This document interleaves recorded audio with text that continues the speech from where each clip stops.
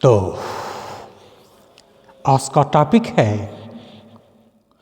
उच्चतम न्यायालय की बैठकों में सेवानिवृत्त न्यायाधीशों की उपस्थिति।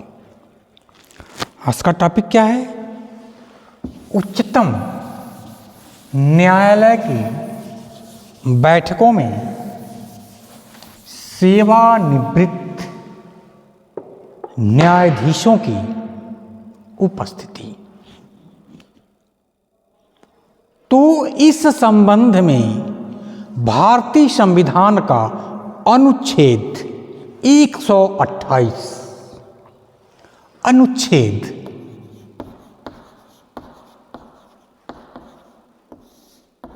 128 अनुच्छेद 128 क्या कहता है? मतलब उच्चतम न्यायालय की बैठकों में सेवानिवृत्त न्यायाधीशों की उपस्थिति के बारे में प्रावधान किसमें है?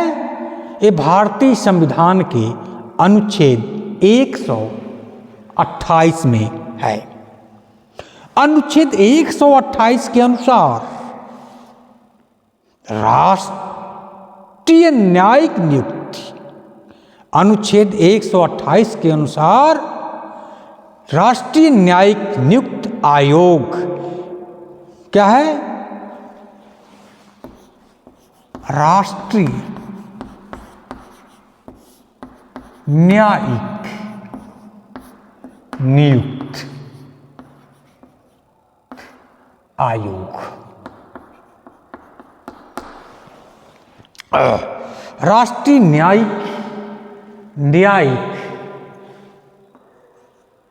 न्यायिक नियुक्त आयोग किसी भी समय राष्ट्रपति की पूर्व सहमति से किसी ऐसे व्यक्ति से जो उच्चतम न्यायालय या फेडरल न्यायालय के न्यायाधीश के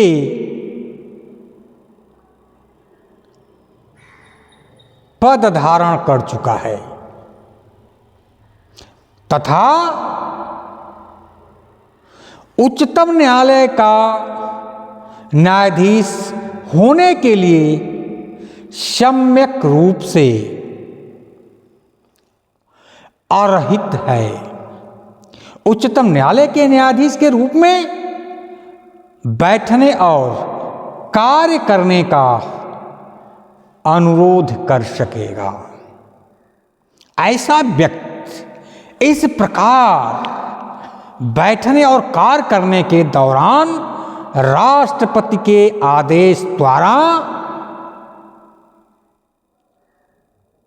अवधारित भक्तों का हकदार होगा और उसे न्यायालय के न्यायाधीश की अधिकारिता, शक्तियों तथा विशेषाधिकारों का अधिकार होगा, परंतु वह न्यायालय का न्यायाधीश नहीं माना जाएगा।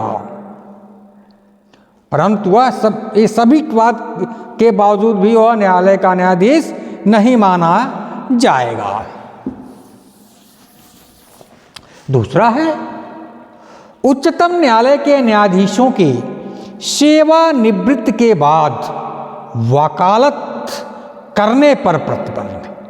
जो उच्चतम न्यायालय के न्यायाधीश सेवानिवृत्त जब हो जाते हैं तो उन पे वकालत करने पर प्रतिबंध होता है। यह अनुच्छेद 124(7) अनुच्छेद 124(7) अनुच्छेद 124(7) क्या कहता है? उच्चतम न्यायालय के न्यायाधीशों के सेवानिवृत्त हो जाने के बाद वकालत करने पर प्रतिबंध लगाता है। यानी एक अनुच्छेद 124(7) के अनुसार किसी ऐसे व्यक्ति को जिसने सर्वोच्च न्यायालय के न्यायाधीश के रूप में पद धारण किया है। भारत राज्य क्षेत्र के भीतर किसी न्यायालय में या किसी प्राधिकारी के समक्ष अभिवचन या कार्य नहीं कर सकेगा। यद्यपि उच्च न्यायालय के सेवानिवृत्त न्यायाधीशों को उच्चतम न्यायालय में तदर्थ न्यायाधीश के रूप में कार्य करने हेतु कहा जा सकता है। तो उच्चतम न्यायालय में तदर्थ न्यायालय है तो कार्य करने के लिए किस अनुच्छेद में है? अनुच्छेद 127 एक आता है। अनुच्छेद 127 से व्यवस्था किया है कि उच्च न्यायालय के सेवानिवृत्त न्यायाधीशों को उच्चतम न्यायालय में तदर्थ न्यायाधीश के रूप में कार्य करने हेतु कहा जा सकता है। अब सर्वोच्च न्यायालय के न्यायाधीशों द्वारा जो है शपथ ग्रहण किसमें है? सर्वोच्च न्यायालय के न्यायाधीशों द्वारा शपथ, सर्वोच्च न्यायालय के न्यायाधीशों द्वारा शपथ ली जाने वाली शपथ के बारे में प्रावधान अनुच्छेद 124 में है। सर्वोच्च न्यायालय के न्यायाधीशों को जो शपथ लेते हैं उसका प्रावधान 124(6) में है। 124(6) में। और इस शपथ का प्रारूप संविधान की 3री अनुसूची में वर्णित है। इसके अनुसार ऐसा व्यक्ति जो उच्चतम न्यायालय के न्यायाधीश के रूप में नियुक्त किया जाता है, राष्ट्रपति के समक्ष या इसके द्वारा नियुक्त किसी व्यक्ति के समक्ष अपना पद ग्रहण करने के पूर्व शपथ ग्रहण करेगा। हो क्या? अब क्या है? न्यायाधीशों की पदावधि अनुच्छेद 124(2) न्यायाधीशों की पदावधि,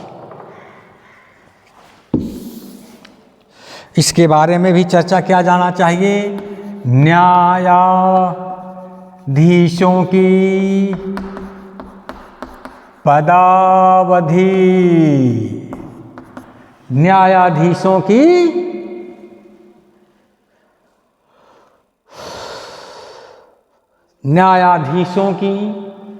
पदावधि क्या है?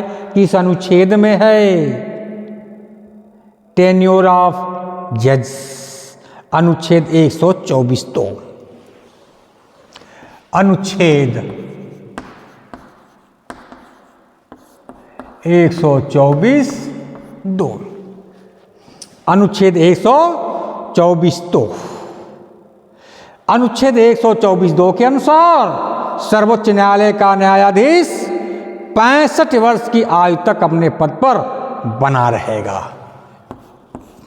65 वर्ष तक सर्वोच्च न्यायालय का न्यायाधीश जो है 65 वर्ष तक अपनी आयु तक बना रहेगा। न्यायाधीशों की आयु ऐसे प्राधिकारी द्वारा ऐसी रीति से अवधारित की जाएगी जैसा कि संसद विधि द्वारा प्रावधान करेगा। अब आ गया न्यायाधीशों द्वारा पदत्याग। न्यायाधीशों द्वारा पदत्याग ये क्या मतलब है भाई? 65 वर्ष की आयु पूरी करने से पहले भी कोई न्यायाधीश राष्ट्रपति को संबोधित अपने हस्ताक्षर युक्त लेख द्वारा अपने पद को त्याग सकता है। अनुच्छेद 124(2) का कहता है। सर्वोच्च न्यायालय ने भारत संघ बनाम गोपाल चंद्र मिश्र 1978 के मामले में यह स्पष्ट किया गया है कि एक भविष्य लक्षी त्याग पत्र को प्रभावी होने के पूर्व या स्वीकृत किए जाने के पूर्व किसी भी समय वापस लिया जा सकता है। आज बस इतना ही। अब कल जो है न्यायाधीशों के ऊपर जो महाभियोग लगते हैं इसके बारे में बताया जाएगा। धन्यवाद।